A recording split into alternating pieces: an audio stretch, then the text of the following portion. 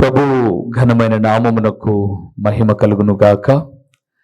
మన ప్రభువును రక్షకుడునునైన యేసుక్రీస్తుల వారి యొక్క ప్రశస్తమైన నామమునకే మహిమ ఘనత ప్రభావములు యుగయుగములకు కలుగును గాక. సర్వాధికారి అయిన దేవుడు ఆయన గొప్ప కనికరమును బట్టి మరొక శ్రేష్టమైన శుభదినములో దేవుని మాటలు ఈ రీతిగా ధ్యానము చేయడానికి ప్రభు మనకిచ్చిన ఈ గొప్ప సదవకాశమును బట్టి దేవాది దేవునికి నేనెంతగానో కృతజ్ఞతాస్తుతులు చెల్లిస్తూ ఉన్నాను. అదే సమయంలో దేవుని వాక్యము నిమిత్తమై దేవుని పాదముల చెంత కూడి ఉన్న దేవుని ప్రియబిడ్డలైన మీ అందరికీ కూడా ప్రభు అయిన యేసుక్రీస్తు పేరట శుభవందనములు తెలియచేస్తూ ఉన్నాను. ప్రభునందు ప్రియమైన వార్లారా, దినదినము దేవుడు అత్యంత విలువైన పరలోకపు వాక్కుల ద్వారా మన ఆత్మీయ క్షేమము నిమిత్తమై ఆయన మాట్లాడుతున్న ప్రతి మాట కేవలము వినువారు మాత్రమైతే మనల్ని మనం ఏం చేసుకుంటామన్నారు? మోసపరుచుకుంటాము అని అన్నాడు. ఈరోజు చాలామంది ఇతరుల చేత మోసపోకుండా చాలా జాగ్రత్తగా ఉన్నారు, కానీ వాక్యమిని ఆ ప్రకారంగా ప్రవర్తించక తమను తాము మాత్రం మోసపరుచుకుంటూ ఉన్నారు. ప్రభునందు ప్రియులారా, ఈ సమయంలో ప్రభు నాతో చెప్పి మీతో చెప్పమన్న మాట ఏమిటి అనగా, రాకడకు యుగ సమాప్తికి చివరి సూచనలు ఏమిటి? రాకడకు యుగ సమాప్తికి చివరి సూచనలు.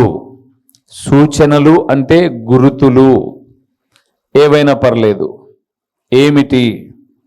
ఈరోజు నేను కొన్ని విషయాలు మీతో దేవుని ఆత్మ నడిపింపును బట్టి మాట్లాడుతూ ఉన్నప్పుడు ప్రతి చోట చదివించే ప్రతి అధ్యాయములో కూడా రాకడకు ముందు అనే పదం ఉండదు, కానీ యుగ సమాప్తి, రాకడ, అంత్య దినాలు అని పై వచనాల్లో ఉంటాయి.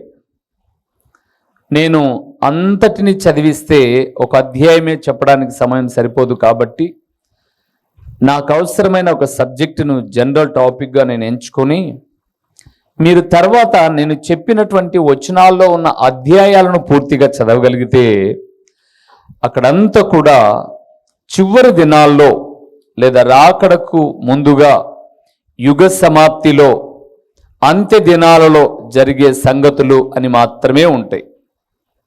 కావాలంటే మీకు ఒక మూలవాక్యం చదివించమంటారా? మత్తయి రాసిన సువార్త 24వ అధ్యాయము 3వ వచనాన్ని చదువుదాం ఒకసారి. ఆయన ఒలీవ కొండ మీద కూర్చుండి ఉన్నప్పుడు శిష్యులు ఆయన యొద్దకు ఏకాంతముగా వచ్చి ఇది ఎప్పుడు జరుగును నీ రాకడకును. ఆ మాట ప్రియులారా, నీ రాకడకును ఈ యుగ సమాప్తికి సూచనలేవి మాతో చెప్పుమనగా చాలు. ప్రభునందు ప్రియమైన వారలారా, ఇది మూలవాక్యం అనుకుందాం. అంటే చదివించే ప్రతి అధ్యాయములో, అది మత్తయి అయినా, నహూము అయినా, జకర్యా అయినా, ఇర్మియా అయినా, ఏ గ్రంథము నేను చదివిస్తూ ఉన్నా అధ్యాయ ప్రారంభములో రాకడకు ముందుగా జరిగే కొన్ని పనులు ఉంటాయి. అయితే నేను అధ్యాయం అంతా చదివించి సమయము కాలాతీతం కాకుండా అధ్యాయంలో కొన్ని ప్రాముఖ్యమైన వచనాలు మాత్రమే నేను మీతో మాట్లాడుతాను. ఇప్పుడు వాక్య భాగంలోనికి వెళ్దాం. మొదటి విషయానికి వెళ్దాం. రాకడకు యుగ సమాప్తికి సూచనలు ఏంటో మత్తయి రాసిన సువార్త 24వ అధ్యాయము 37, 38 వచనాల్లో. అంటే ఈ అధ్యాయం అంతా రాకడకు యుగ సమాప్తికి సూచనలు ఏంటి అని శిష్యులు అడిగినప్పుడు యేసు ప్రభుల వారు అన్ని చెప్పుకుంటూ వచ్చారు. అవన్నీ నేను చెప్పుకోకుండా అవసరమైన కొన్ని మాత్రం మీకు చెప్తున్నాను అనమాట. 37 నోవాహు దినములు ఎలాగుండెనో మనుష్య కుమారుని రాకడయును అలాగే ఉండును. జల ప్రళయమునకు ముందటి దినములలో నోవాహు ఓడలోనికి వెళ్ళిన దినము వరకు వారు తినుచు త్రాగుచు పెళ్లి చేసుకొనుచు పెళ్లికిచ్చుచు నుండిరి. చాలు ప్రియులారా, ఇంకా చాలా ఉన్నాయి అని నేను చదివించడానికి ఇష్టపడడం లేదు. రాకడకు యుగ సమాప్తికి చివరి సూచనలు ఏమిటి మన సబ్జెక్ట్లో ఉండండి. మొదటి విషయాన్ని చెప్తున్నాను. రాకడకు ముందు లేదా చివరి దినాలకు గుర్తులేంటి అని అంటే, యుగ సమాప్తి అంటే లోకం అంతమైపోబోతుంది అనడానికి గుర్తులేంటి, సూచనలేంటి అంటే, మొదటిది ప్రియులారా, తినడం, త్రాగడం, అమ్మడం, కొనడం. ఐదోది కూడా ఉంది, పెళ్ళిళ్ళు. 5 విషయాలు ఒకే దాంట్లో ఉన్నాయి. రాకడకు ముందు ప్రియులారా అధికముగా తినడం ఉంటుంది. ఇప్పుడు వివరిస్తాను. మీకు తెలుసు, ప్రస్తుత దినాలలో తిండికి ఇచ్చినటువంటి ప్రాధాన్యత దేనికి కూడా ఇవ్వడంలా. ఫస్ట్ ప్రియారిటీ తిండి, తిండి, తిండి, తిండి, తిండి, తిండి. అందుకే బైబిల్ గ్రంథం చెప్తుంది, ఏమి తిందుమా, ఏమి ధరించుకుందుమా, ఇలాంటి చింతలొద్దు. మీకు ఎప్పుడు ఏది కావాలనో అది దేవుడు ఇస్తాడు.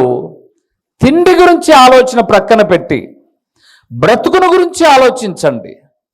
ఈరోజు చాలామంది తినడానికే బ్రతుకుతున్నారు, ఏం పని చేయరు, తినడమే ఒక పని.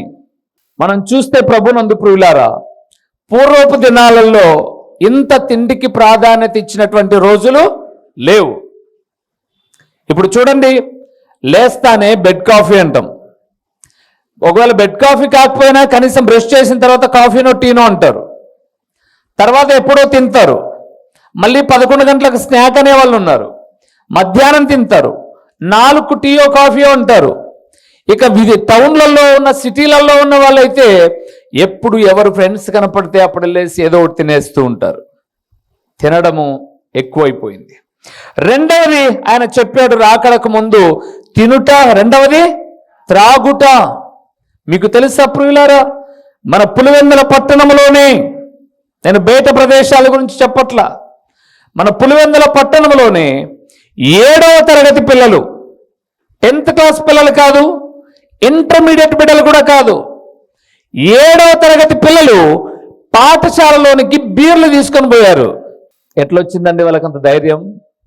ఏమో మరి నాకు తెలియదు. మొత్తం పైన చిక్కారు, అది తర్వాత విషయం. త్రాగడం అధికమైపోయింది. ఏ విందులో, ఏ వినోదములో చూసినా తిండికి ప్రాధాన్యత తదుపరి ఇస్తున్నది దేనికి? తాగడానికి. ఏంటి, మటనేనా, చికెనేనా, ఇంకా తాగడానికి ఏం లేదా?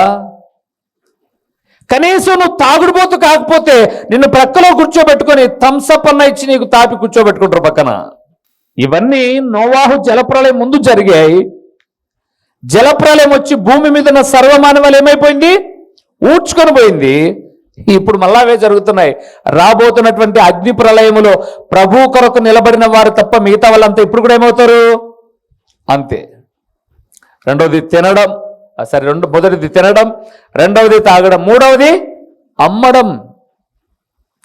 మీకు అందరికీ గుర్తుండే ఉంటుంది, మనం చిన్నప్పుడు, అంటే ఇప్పుడు నేను నా గురించి చెప్తాను. నేను 6th క్లాస్ లేదా 7th క్లాస్ చదివే టైంలో, అంటే 88, 89 ఆ మధ్య మాటలు చెప్తున్నాను, లేదా 90, 92, 9th, 10th ఆ మధ్యలోనికి వెళ్తేనండి, ఊరంతటికి 1, 2 అంగళ్ళు ఉండేవి. అది కూడా కోంట్లు పెట్టుకునేవాళ్ళు, కోంటోళ్ళు అనేవాళ్ళు. వాళ్ళు ఊర్లో అంగడి పెట్టుకునేవాళ్ళు. ఊరందరికీ కావలసిన కిరాణా అయినా, లేకపోతే ఊరందరికీ కావలసినవి ఇంకా ఏ అయినా దొరికితే ఆడ దొరకాలి, లేకపోతే టౌన్కు రావాలి.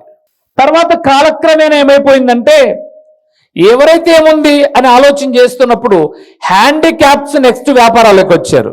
వీళ్ళు ఏం పని చేయలేరు, కాలు అవుకు, చెయ్యి అవుకు, ఉద్యోగం రాలేదు, ఏదైనా చిన్న అంగడన్నా పెట్టిస్తే పని ఏం చేస్తాడు, అంగట్లో కూర్చుంటాడు అనేవాళ్ళు, అంగట్లో కూర్చుంటుంది అనేవాళ్ళు.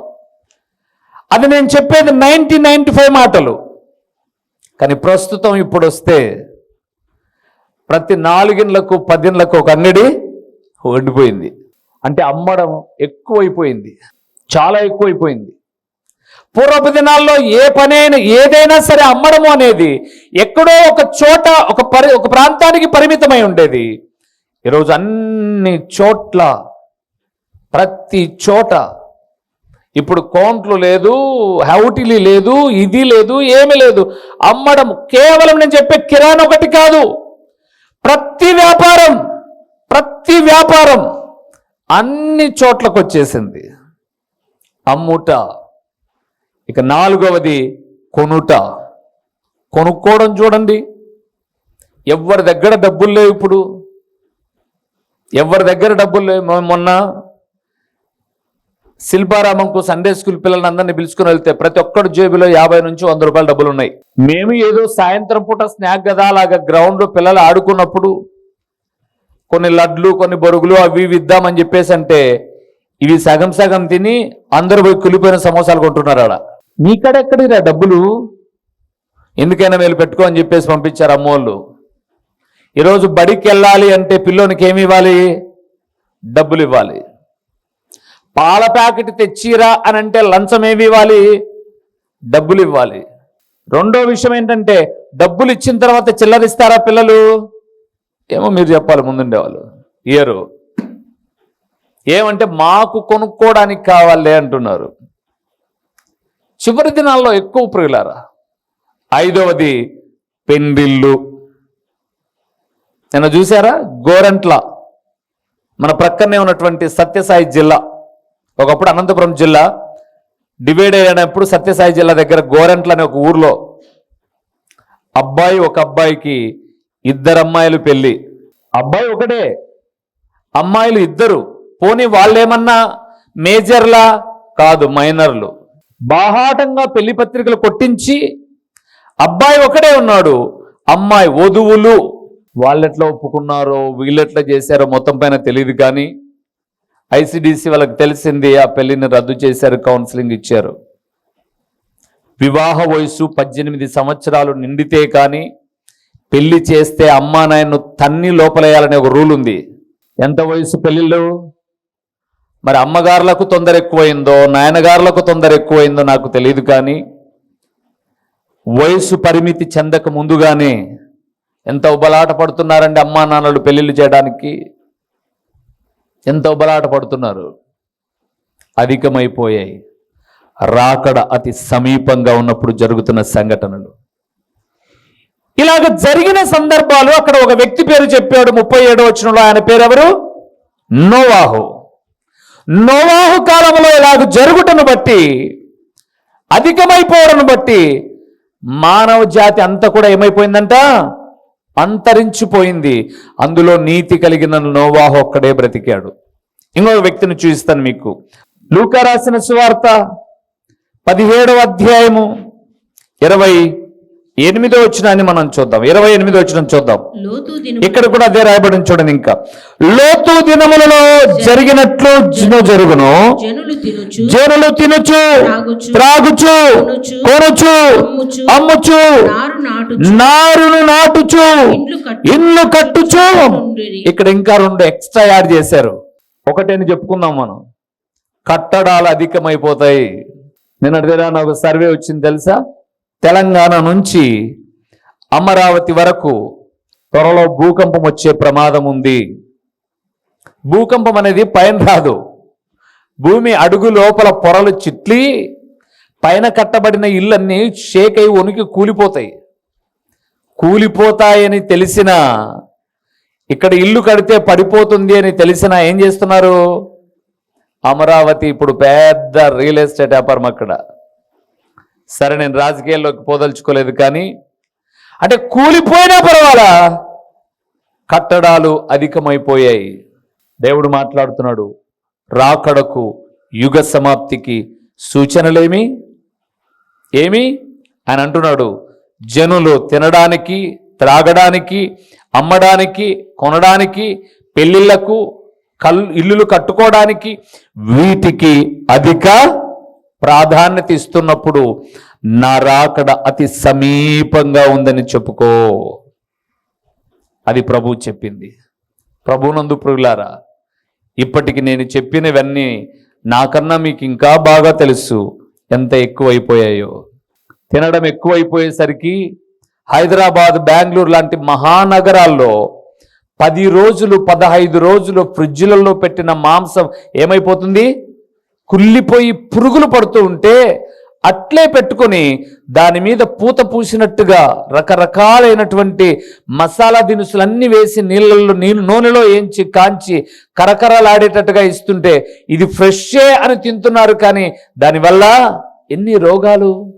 బెంగళూరు లాంటి మహానగరాల్లో ఇడ్లీలు తయారు చేస్తున్నప్పుడు ఇడ్లీలు బాగా రెసిపీ లేకపోతే స్మూత్గా ఉండడానికని చెప్పేసి వాళ్ళు ప్లాస్టిక్ కవర్స్ వాడుతూ ఉంటే, ఒక బట్ట వాడాల్సినది ప్లాస్టిక్ కవర్ వాడి దాని మీద ఆ యొక్క ఇడ్లీ పిండి అంతా వేస్తూ ఉన్నప్పుడు అవి చాలా స్మూత్గా అనిపించినట్టుగా ఉంటున్నాయి. కానీ ఆ ప్లాస్టిక్ కరిగి ఆ ఇడ్లీలలో మిక్స్డ్ కావడం వల్ల ఎంత త్వరితంగా క్యాన్సరు వ్యాప్తి చెందుతుందో చూడండి. ఈరోజు మనం ఫోన్ టచ్ చేస్తే జొమాటోనా టమోటానా ఇంటి దగ్గరికే వచ్చేస్తున్నాయి. వాహనాలు ఇంటి దగ్గరికే వచ్చి ఎక్కించుకుపోతాయి. మారిపోయింది ప్రియులారా. ఇవి అధికమవడము అన్నటువంటిది మీకు ఒక్క మాట చెప్పి ముందుకెళ్ళేనా? పెరుగుట అనేది చెప్పండి, దేని కొరకు? విరగడానికి. సో రాకడకు యుగ సమాప్తికి సూచనలు మొదటిది ఇలాంటి పరిస్థితులు ఎక్కువ అవుతాయి. రెండవ విషయాన్ని చెప్తాను ప్రియులారా. మత్తయి రాసిన సువార్త 10వ అధ్యాయము, ఇక్కడ కూడా ఈ అధ్యాయంలో అవే ఉంటాయి రాకడకు యుగ సమాప్తికి. కానీ నేను ఒక చరణాన్ని ఎంచుకుంటున్నా. 27వ వచనాన్ని ఒకసారి మనం చూద్దాం. 27వ వచనం, చీకటిలో నేను మీతో చెప్పున్నది మీరు వెలుగులో చెప్పుడి, చెవిలో మీకు చెప్పబడినది మేడల మీద ప్రకటించుడి. చాలు ప్రియులారా. ఎక్కడ చెప్పిందంట? చీకట్లో చెప్పారంట. అది ఎక్కడ ప్రకటించబడుతుందట? వెలుగులో. ఏమంటే ఇప్పుడు మనం ఉన్నాం భారతదేశంలో, చూడాలి నతిక్కు, ఇప్పుడు మనకు ఉదయం. ఇదే అమెరికాలో ఉన్నటువంటి వారికి ఇప్పుడు రాత్రి. అమెరికాలో ఉన్న వారికి ఇప్పుడు రాత్రి, మనకిప్పుడు ఉదయం. ఇప్పుడు అమెరికాలో రాత్రికాల సమయమందు నిన్నటి దిన కాలమున ఒక హెలికాప్టర్ ఎగిరిపోతూ హెలికాప్టర్ కూలిపోయి చచ్చిపోయారు కొంతమంది. అది వాళ్ళకు అందరు నిద్రపోతారు. ఆ న్యూస్ జరిగినప్పటికీ రాత్రి వాళ్ళు నిద్రపోయారు. కానీ రాత్రి జరిగినటువంటి ఆ విషయం బ్రేకింగ్ న్యూస్గా వెలుగులో ఉన్న మన దృష్టికి వచ్చేసింది. ఎక్కడో జరిగింది రాత్రి, హైదరాబాద్లో రాత్రి ఏదో ఒక భయంకరమైన పరిస్థితి జరిగింది. అది బయటకు వచ్చి చెప్పబడింది. ఎలాగా? Cell phone, cell tower. ఆ మధ్యకాలం మనం చూసాం ఫోన్ ట్యాపరింగ్ అని. ఏం ట్యాంపరింగ్ అంట? Phone tapering. ఫోన్లో ఎక్కడో రహస్యంగా మాట్లాడుకున్నారు. ఆ విషయాలన్నీ బాహాటంగా బయటకు వచ్చాయి. మీకు చెప్పమంటారా సహోదరులారా? మీ భార్య, మీ భర్త ఒక నెల రోజుల ముంచి ఎవరెవరితో మాట్లాడుతున్నారో, ఏమేం చాటింగ్ చేశారో అన్ని విషయాలు మీరు కొంత డబ్బులు గవర్నమెంట్కు వెచ్చించి ఈజీగా తెలుసుకోవచ్చు. అలాంటి సౌలభ్యాలు ఉన్నాయి ఇప్పుడు, అలాంటి సౌకర్యాలు ఉన్నాయి. అలాగే జరిగింది. ఎక్కడో కాదు, మన ప్రక్కనే ఉన్నటువంటి పట్టణంలో, జమ్మలమడుగు పట్టణంలో జరిగింది. ఒక ఆమె చాలా సీక్రెట్గా ఫోన్ మెయింటైన్ చేస్తూ వచ్చింది. భర్తకు అనుమానం వచ్చింది. రాత్రి ఎప్పుడు ఈయన నైట్ డ్యూటీకి వెళ్ళినప్పుడు ఎప్పుడు చూసినా ఫోన్ చేస్తే ఎంగేజ్ వచ్చేది. ఏమవుతుంది ఏంటి అని చెప్పేసి రహస్యంగా వెళ్ళి డబ్బులు కట్టి ఆ యొక్క మాటలన్నీ కూడా తీసుకుంటే భయంకరమైనటువంటి మాటలు, అటువైపునున్న వ్యక్తులతో చేసినటువంటి సంభాషణలన్నీ బయటకు వచ్చింది. కాపురం కూలిపోయింది. దేవుడు మాట్లాడుతున్నాడు. చెవిలో చెప్పినది ఎక్కడ ప్రకటించబడుతుంది? మేడల మీద. సెల్ టవర్లు ఎక్కడున్నాయండి? భూమి లోపల కదా. ఎక్కడున్నాయి సెల్ టవర్లు? మేడల కన్నా ఎత్తుగా ఉన్నాయి. ప్రపంచం అంతా కూడా చేతిలోకి వచ్చేసింది. ఇప్పుడు ఏ సమాచారాన్ని కనుక్కోవాలన్నా విత్ ఇన్ సెకండ్స్లో నీ దగ్గర సెల్ ఫోన్ ఉండి, నెట్ బ్యాలెన్స్ ఉండి, గూగుల్ అకౌంట్ ఉంటే చాలు ప్రపంచాన్ని అంతటినీ చేతిలోకి తీసుకొచ్చేసింది. రాకడకు ముందుగా ఎక్కడేం జరుగుతున్నాయో అన్ని తెలిసిపోతున్నాయి. దేవుని వాక్యం సెలవిస్తుంది ఈ సమయమందు రాకడకు సూచన. ఎప్పుడో జరిగిన విషయాలు మనకు తెలియడానికి కొన్ని సంవత్సరాలు పట్టేవి. దేశాల మధ్య కాదు నేను చెప్పేది. మన అత్తగారో మన అమ్మగారో ఎక్కడో ఏదో ఊర్లో ఉంటే వాళ్ళు మేము ఇట్లా పలాని ఇబ్బంది పడ్డామని ఒక పోస్ట్ కార్డు రాస్తే ఆ పోస్ట్ కార్డు మనకు అందడానికి 4-5 రోజులు పెట్టేది. తర్వాత టెలిగ్రామ్స్ వచ్చాయి, దాంట్లో స్టార్ట్ ఇమ్మీడియట్లీ, అర్జెంట్ ఇమ్మీడియట్లీ, ఇంతే తప్ప ఏం జరిగిందో మ్యాటర్ అంతా ఉండేది కాదు. ఇప్పుడు అలా కాదు. తినుట, త్రాగుట, అమ్ముట, కొనుట, పెళ్లిళ్ళు ఎలాగ ఎక్కువ అయిపోయాయో చెవిలో చెప్పబడినది రహస్యంగా మాట్లాడుకునేవి అన్ని కూడా ఏమైపోతున్నాయి, బయటకు వచ్చేస్తున్నాయి. అందుకే ఎక్కడ చూసినా సీసీ కెమెరాలు. ఇప్పుడు ఏ షాప్లో చూసినా వాళ్ళు ఎంత రహస్యంగా దొంగతనం చేసిపోయినా సరే నిదానంగా సీసీ కెమెరాను పరీక్షిస్తే ఏమవుతుంది, బట్టబయలైపోతున్నాయి. రాకడకు ముందు బాహాటంగా జరిగేటటువంటి కార్యాలు పురుగులారా. మూడో విషయాన్ని కూడా చెప్తాను. నహూము గ్రంథము 2వ అధ్యాయము రండి ఒకసారి చూద్దాం. పేజీ నెంబర్ చెప్పాను కదా, తొందరగా తీయచ్చు. 768వ పేజీ. నహూము గ్రంథము 2వ అధ్యాయం. నేను చదివించే ప్రతి దానికి అంత్య దినములు అని ఉంటాయి ప్రియులారా. మీరు పై వచనాల తర్వాత చదువుకోగలిగితే 4వ వచనాన్ని చదువుదాం. వీధులలో రథములు మిక్కిలి తొందరగా పోవుచున్నవి, రాజమార్గములలో రథములు ఒకదాని మీదనొకటి పడుచు పరిగెత్తుచున్నవి, అవి దివిటీల వలె కనబడుచున్నవి, మెరుపుల వలె అవి పరిగెత్తుచున్నవి. చాలు ప్రియులారా. 4వది వాహనాలు ఎక్కువైపోయాయి. వాహనాలు ఏమైపోయాయి, ఇంటింటికి. మీకు తెలిసి అప్పుడు ఊరందరికీ కలిపి ఒకటికి సైకిల్ ఉండేది. సైకిల్, స్కూటర్ చెప్పట్లే నేను, సైకిల్ ఒక్కరికి ఉండేది. ఆ 30-40 ఇండ్లు ఏదన్నా అర్జెంటుగా ఊర్లోకి వెళ్ళి ఒక సోడానో ఒక దగ్గు మాత్రమే తెచ్చుకోవాలంటే వీళ్ళు ఇంటి దగ్గరకు వచ్చి నిలబడుకోలేరు, సైకిల్ పోయిస్తామని. ఏమయ్యా లేవా మీరు ఉన్నప్పుడు సైకిళ్ళు? ఇప్పుడు ఇంటింటికి ఎన్ని వాహనాలు ఉన్నాయి? ఎన్ని ఉన్నాయి చెప్పండి? అబ్బో,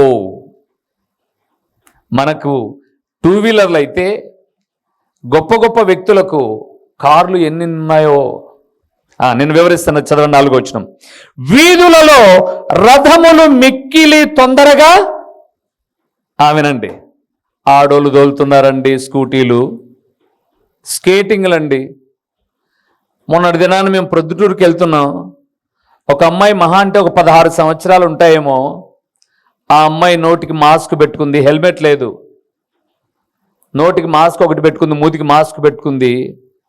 ఆ అమ్మాయి వెళ్తుందండి స్కూటీలో. నా కారు 80లో వెళ్తుంది. 80 కారును బీట్ చేసేసి వెళ్ళిపోతుందంటే ఆ అమ్మాయి ఎంతలో పోతుందో మీరు ఆలోచన చేయండి. కారు నేను 80లో వెళ్తాను, నైట్ అయితే 100లో వస్తాను. ఆ టైంలో ట్రాఫిక్ ఉండదు కాబట్టి. 80లో వెళ్తున్న నా కారును ఒక 15-16 సంవత్సరాలు కలిగినటువంటి అమ్మాయి స్కూటీలో అతి ఎక్కువ తొందరగా అప్సెట్ అయ్యేది స్కూటీనే. ఎందుకంటే దాని టైర్ చాలా చిన్నగా ఉంటుంది. మిగతా హోండానో లేకపోతే ఇంకా కొద్ది పెద్ద పెద్ద బండ్లు టైర్ వేరు, ఇది చాలా తొందరగా అప్సెట్ అవుతుంది. అలాంటి స్కూటీ నా కారును కాకుండా నా ముందున్న అనేకమైన వాహనాలను దాటుకొని వెళ్తుంటే లాగి పడవని కూడా అనిపించి అంత కోపం వస్తూ, ఏంట్రా ఇది? అక్కడ అన్నాడండి, వీధులలో రథాలు ఎట్టబోతున్నాయంట, తొందర అయిపోయింది. ఈరోజు ప్రతి ఒక్కరికి తొందర. బండి ఎక్కాడంటే తొందర. మొన్నటి దినాన ప్రొద్దుటూరు ప్రాంతంలో మేము కారు పెడతాం, ఒక ప్లేస్లో కారు పెట్టేసి వెళ్ళిపోతూ ఉన్నాం. భార్య భర్త ఇద్దరు బండ్లు అక్కడ ఎదురుగా ఒక హాస్పిటల్ ఉంది, హాస్పిటల్ నుంచి రా తొందరగా ఎక్కు అని అన్నాడు. ఆమె ఇంకా కూర్చోక తలకని వెళ్ళిపోయాడు, ఆటికి పోయాడు. అంత దూరం వెళ్ళిపోయేసిన తర్వాత ఈమె ఎట్లా నిలబడుకుంది, ఈడే మళ్ళా సర్రని వెనక్కి వచ్చాడు. ఎక్కలేదా, బుద్ధి లేదా అంటున్నాడు. కనీసం కిందనున్న మనిషిని ఒక కారు దాని మీద పెట్టి సీటు మీద కూర్చునేంత ఓపికొద్దా, ఎక్కువ తొందరగా. ఎంత స్పీడ్ అండి, ఎంత స్పీడ్! వాహనాలు ఎక్కువైపోయాయి. 2వది చూడండి, రాజ్య మార్గములలో రథములు ఒకదాని మీదనొకటి, వాహనాలు ఎక్కువైపోయాయి. At the same time accident కూడా ఎక్కువైపోయాయి. యాక్సిడెంట్లు ఎక్కువైపోయాయి. నిన్న దినాన నేను కూడా ఒకసారి సెర్చ్ చేశాను గూగుల్లో. మన భారతదేశంలోనంట ప్రియులారా, ప్రపంచ దేశాలు కాదు, మన భారతదేశంలో ఒక్కరోజు అంటే ఈరోజు ఉదయకాలం 6 గంటల నుంచి రేపు ఉదయకాలం 6 గంటల లోపల 1264 యాక్సిడెంట్లు జరుగుతున్నాయంట. అంటే పోలీసులకు వచ్చిన సమాచారమే ఇది. వాడు నన్ను గుద్దాడు, వీడు నన్ను గుద్దాడని ఇద్దరు వెళ్ళి పోలీస్ కంప్లైంట్కి వెళ్ళిన సమాచారాలే 1264. సమాచారం లేకుండా వీడు వాడు డాష్ ఇచ్చుకొని, అంటే ఒక వాహనం ఒకటి గుద్దుకొని రాజీపడి కొట్లాడుకొని బట్టలు చించుకొని ఎవరింటికి వాళ్ళు వెళ్ళిపోయినవి ఇంకెన్నున్నాయో. రాజ్య మార్గములో రథములు ఒకదాని మీద ఒకటి ఎక్కుతున్నాయి. ఎన్ని ప్రమాదాలు జరుగుతున్నాయి. ప్రమాదాల కారణం ఏంటి? వాహనాలు ఎక్కువైపోయాయి. వాహనము తీసుకున్న వాడికి వాహనమును గూర్చినటువంటి రూల్ ఏమీ తెలియదు. లెఫ్ట్ సైడ్ వెళ్ళాలి అనే రూల్ తెలియదు, హెల్మెట్ ఉండాలనే రూల్ తెలియదు, సీట్ బెల్ట్ ఉండాలనే రూల్ తెలియదు. వయసుకు ముందుగానే వాహనం చేతిలోకి వచ్చేస్తుంది. అలా కాదండి, హైదరాబాద్లో ఎన్ని చూసాం మనం. ఎంతమంది పసిబిడ్డల మీద కార్లు ఎక్కించి చంపితే, తల్లిదండ్రులు చచ్చిపోయి బిడ్డలు అనాథలైపోతే కేసులు సునాయాసంగా కొట్టించేసుకుంటున్నారండి డబ్బులున్నాయని. ఎన్ని యాక్సిడెంట్లు అయిపోతున్నాయి, వాహనాలు అధికమైపోతున్నాయి. ఎవరికి లైసెన్స్ ఉండట్లా. నేను ఆ మధ్యకాలం ఇటు వెళ్ళేవాడిని, తొండూరు రూట్ వెళ్ళేవాడిని. ఇప్పుడు ఇలాగ వెళ్ళిపోతున్నాం, ఇటు వెళ్ళేవాళ్ళం. ఒకరోజు తొండూరు రూట్లో వెళ్ళిపోతుంటే దాదాపు అండి పోలీస్ స్టేషన్కు ముందు ఒక 60-70 వాహనాలు నిలబడే లైన్గా రోడ్డమడితి వరుసగా. ఒకడు స్టాండ్ వేసాడు, స్కూటర్కి స్టాండ్ వేసాడు. అప్పుడే వాని వాహనం రిపేర్ వచ్చినట్టు రాయి తీసుకొని ఆ కిందన స్టాండ్ కాడ టక్ టక్ టక్ అని కొడుతున్నాడు. ఇంకొకడు వాళ్ళ అబ్బని సొత్తు అయినట్టుగా పొలంలోకి వెళ్ళి చూస్తున్నాడు, అంతా స్కూటర్ పక్కన పెట్టి. ఏంట్రా వీళ్ళంతా పరిస్థితి అంటే, ఆ ముందు బ్రేక్ ఇన్స్పెక్టర్ ఉన్నాడు. వీడి దగ్గర ఏం లేవు, లైసెన్స్ లేదు, బండి పేపర్లు లేవు. దానికి వచ్చిన తిప్పలు, వీడు వ్యవసాయదారుడైనట్టుగా తోటలేక ఒకడు పోతే, ఒకడేమో రాయి తీసుకొని టపా టపా టపా అని కొడితే, ఒకనికి అప్పుడే ఫోన్ వచ్చేసి గంటల తరబడి మాట్లాడితే అటువైపు నుంచే వాహనాలందరినీ ఉండారా పోయినారా. ఏమి లేదు, లైసెన్స్ లేవు, ఆర్సీలు లేవు. అరే, సంవత్సరం తర్వాత బండికి ఇన్సూరెన్స్ కట్టాలి కదా. ఏదైనా ప్రమాదం జరిగితే 1000 రూపాయలు ఇన్సూరెన్స్ కూడా కట్టం మనం. ఐఎమ్ పర్ఫెక్ట్ అండోయ్, నేను చెప్పించుకునే స్థాయిలో లేను. లైసెన్స్ విషయంలో ఒకరోజు ఇలాగ వెళ్తుంటే ఒక పోలీసు పాస్ గారు మీరు వెళ్ళండి అన్నాడు. ఎందుకు వెళ్ళమంటున్నావు? నాకు ఏం లేవనా? నాకు అన్నీ ఉన్నాయి, చూపించి వెళ్తాను. నాకు ఆర్సీ ఉంది, సంవత్సరం ఇన్సూరెన్సు, ఏ ప్రమాదం జరిగినా జరగకపోయినా 12,500 రూపాయల సంవత్సరానికి ఇన్సూరెన్స్ కడుతున్నాను, లైసెన్స్ ఉంది. అదే సమయంలో సీట్ బెల్ట్ పెట్టుకొని, ఒక్కసారి సీట్ బెల్ట్ పెట్టుకోకుండా జస్ట్ దిగానండి, వాష్రూమ్కి వెళ్ళి కారు ఎక్కాను. అలా ఒక 40 అడుగులు అలాగ ముందుకు వచ్చామో లేదో, పోలీసు మాట్లాడుతున్న నిష్ఠూరంగా చదువుకున్నట్లు నా సీట్ బెల్ట్ పెట్టుకొని తెలియదు అని తిట్టాల్సింది తిట్టి 130 రూపాయలు ఫైన్ పంపించాడు. వాహనాలు ఎక్కువైపోతున్నాయి, ప్రమాదాలు ఎక్కువైపోతున్నాయి. తర్వాత చదవాలి, ఎక్కడ 4వ వచనం. మా చిరునామా దైవజనుడు బ్రదర్ ఓ రూబేన్ గారు, క్రీస్తు ప్రార్థనా మందిరం, డోర్ నెంబర్ 1-10-386, నగరిగుట్ట, పులివెందుల, కడప జిల్లా. మీ ప్రార్థన అవసరాల కొరకై సెల్ నంబర్ 9989067409.